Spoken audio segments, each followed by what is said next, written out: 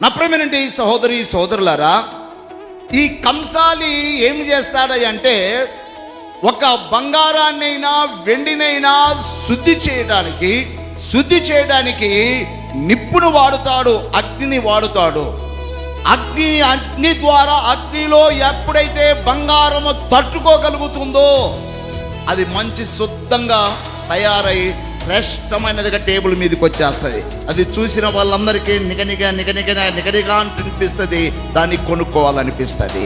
కొనేవాళ్ళకు ఒక వస్తువు ఏదైనా, ఒక సొమ్ము ఏదైనా అంటే ఈ మస్టంతో తొలగిపోతేనే అది శ్రేష్టంగా కనపడుతుంది, అప్పుడే అది ఇతరులకు ఉపయోగపడుతుంది.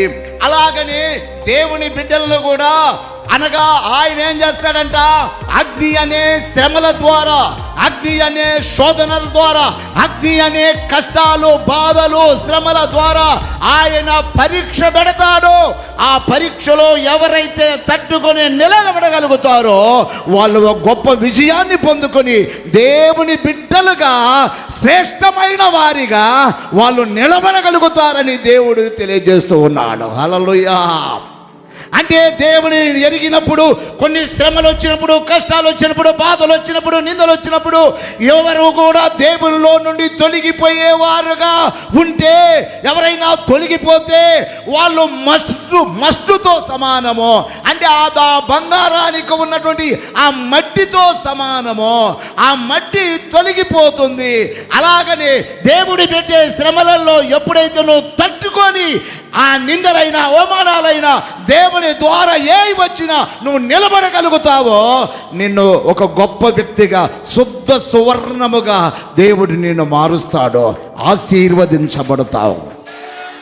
యోబు గారు అంటారు, దైవజనుడైన యోబు గారు అంటారు, ఆయనకొచ్చిన శ్రమలను బట్టి ఆయన అనే మాట ఏమిటంటే, నేను ఈ యొక్క అగ్ని అనే ఈ శ్రమలలో నేను ఇప్పుడు పరీక్షించబడుతున్నాను, తర్వాత నేను శుద్ధ సువర్ణముగా మార్చబడతాను అన్నాడు.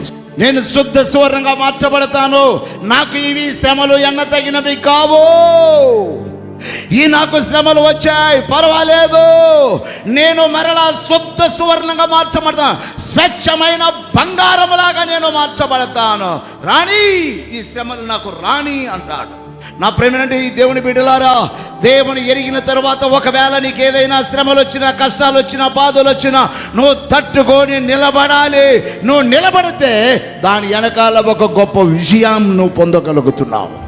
నాకు శ్రమలు వద్దాయి అంటే నీకు విజయము కూడా లేదు అని దాని అర్థం. నాకు శ్రమలొద్దు, నేను ఎప్పుడు సుఖంగానే ఉండాలంటే దాని వెనకాల చాలా నష్టపోతావు.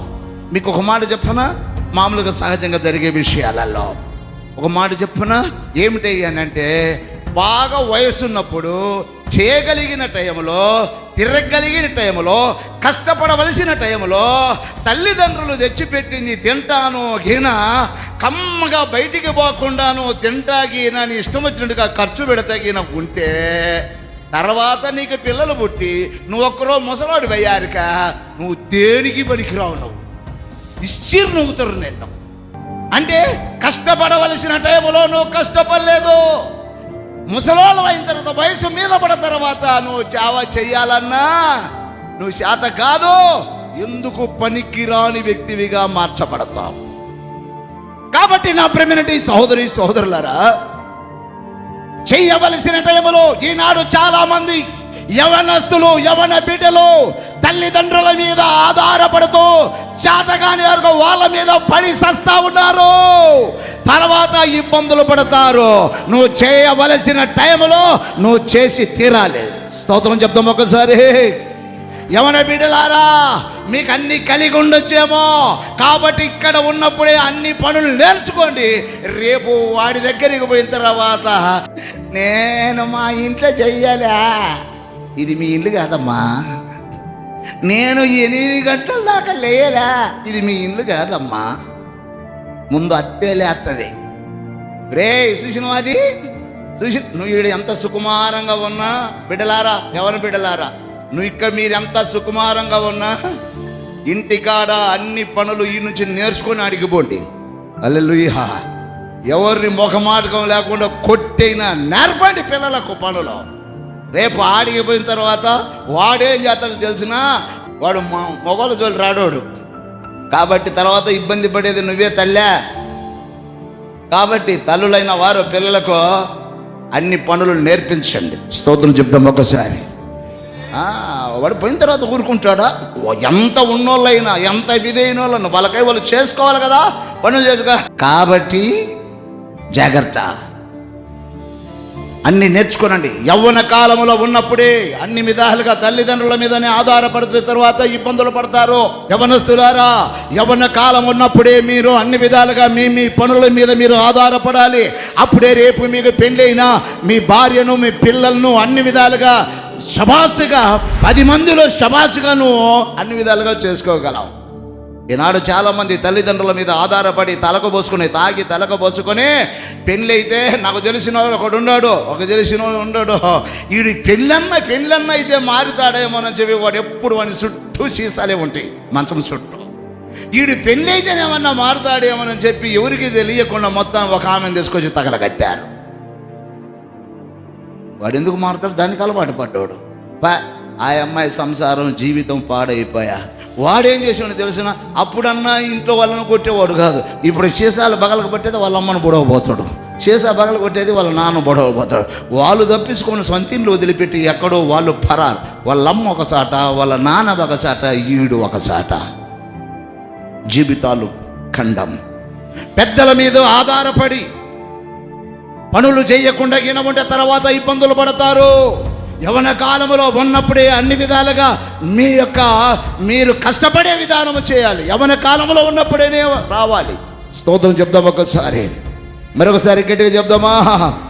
కాబట్టి నా ప్రేమనంటి సహోదరి సహోదరులారా, కొన్ని పరీక్షలు వస్తాయి. పరీక్షలలోనూ నిలబడగలిగితే శ్రమ పడితే శ్రమలో విజయం ఉంది, శ్రమ పడితే విజయం ఉంది. నువ్వు శ్రమ పడాలి. అందుకనే దేవుడు కొన్నిసార్లు నిన్ను పరీక్షిస్తాడు, నిన్ను శుద్ధ సువర్ణంగా మార్చడానికి. ఆయన అంటాడు, నేను కంసాలిని అంటాడు. నేను కంసాలిని, నా చేతిలో అగ్ని ఉంది. నా ప్రజలైన వారిని నేను నా వైపు తిప్పుకోవటానికి అప్పుడప్పుడు నేను అగ్నిలో వేస్తాను. అగ్నిలో వేసినప్పుడు తట్టుకుంటావా? లేకుంటే తుస్సున మొష్టంతో కరిగిపోయి పక్కకు వెళ్ళిపోతుంది. పోయినప్పుడు ఏమవుతుందంటే దాంట్లో కలిసిపోతుంది. కంసాలి ఆయన అగ్నిలో వేసి మనల్ని పరీక్షిస్తాడు. బంగారాన్ని వెండిని అగ్నిలో వేసి ఆయన పరీక్షించినట్లుగా ఆయన పరీక్షిస్తాడు.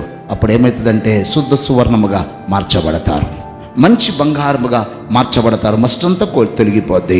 యోబు అంటున్నాడు, నేను ఈ కష్టాలనే కొలిమిలో, ఈ శ్రమలనే ఈ కొలిమిలో అగ్నిలో వేసి దేవుడు నన్ను పరీక్షిస్తున్నాడు.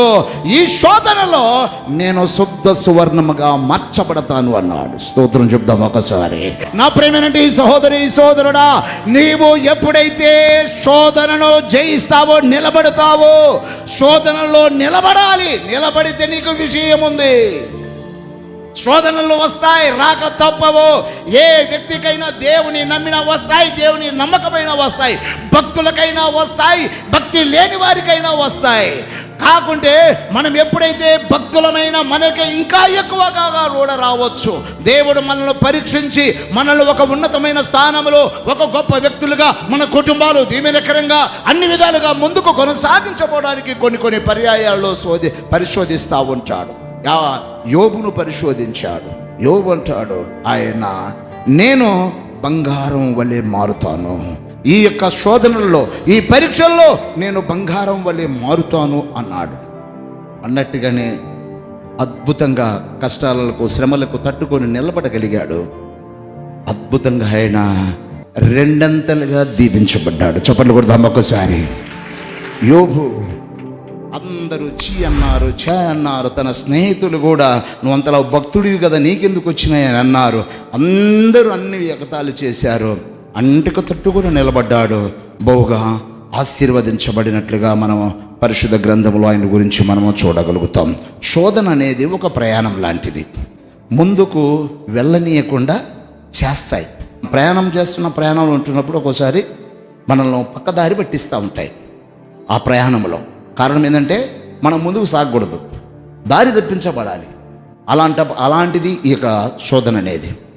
దానికి మనం ఎప్పుడైతే తట్టుకొని మనము నిలబడగలుగుతామో మనము గమ్యస్థానం చేరడానికి అవకాశం ఉంటుంది.